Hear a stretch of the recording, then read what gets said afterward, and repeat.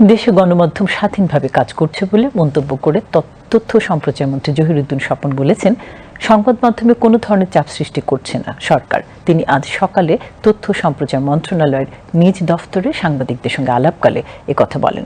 তথ্যমন্ত্রী বলেন, মূলধারার গণমাধ্যমের উপর কোনো ধরনের সন্ত্রাসী কর্মকাণ্ড বরদাস্ত করা হবে না।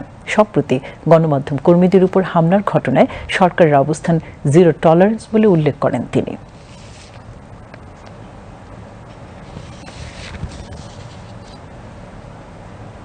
গণমাধ্যমের কাজই হচ্ছে সবকিছুকে জনগণের সামনে ট্রান্সপারেন্ট করে তুলে ধরা। সুনির্দিষ্ট অপরাধ ছাড়া কোনো মিথ্যা অভিযোগে কাউকে হয়রানির মধ্যে আমরা পড়তে দিব না। সুনির্দিষ্ট অভিযোগ যাই থাক, তা দেশের প্রচলিত আইন অনুযায়ী এগিয়ে চলবে তার প্রক্রিয়া। সেই কাজ করার ক্ষেত্রে সহযোগিতা করাই হচ্ছে রাষ্ট্র এবং সমাজের সকলের দায়িত্ব। মাননীয় প্রধানমন্ত্রী বারবার জবাবদিহিতার সংস্কৃতির কথা বলেছেন। আমরা সেই আলোকেই বিশ্লেষণ করি, বিচার করি এবং মূল্যায়ন করি।